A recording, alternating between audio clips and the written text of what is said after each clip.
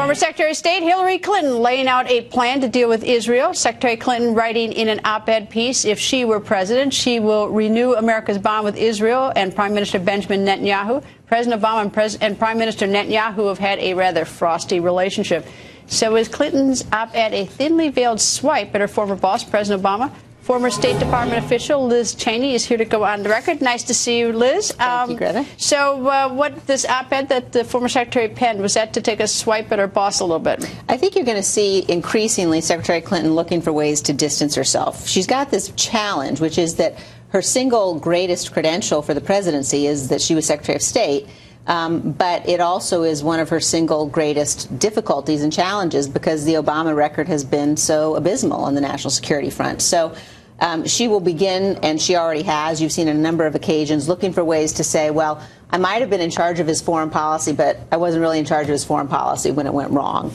And I think with respect to Israel, she knows it's a big problem for her. Well, I mean, with the relationship that the president had with Prime Minister Netanyahu, but sort of the interesting thing is that, well, I assume she wants to put some distance on some issues, like that one, is that you don't want to put the distance so far that President Obama doesn't want to help her should she be the nominee in the general election because he does carry so much weight within his party. So right. That's a tough dance. It is tough, but President Obama looks increasingly, unless she gets indicted, which is a possibility, that she will be the nominee. And President Obama is going to support her. He has to. Otherwise, it's a clear rebuttal of his 8 years in office. So he's got to support her. But, you know, people will be looking at the record. And on the policy itself, the Iran deal is one of the most damaging things the United States government has done. Doesn't that go with Secretary Kerry and not with Secretary Clinton? No, actually it goes with Secretary Clinton because she brags about this in her book, she was the one who launched the secret negotiations with the Iranians.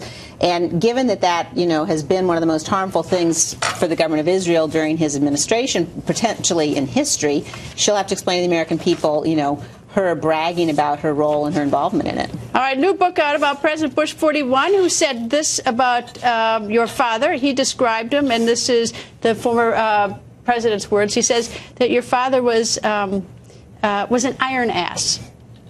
Your thoughts on that?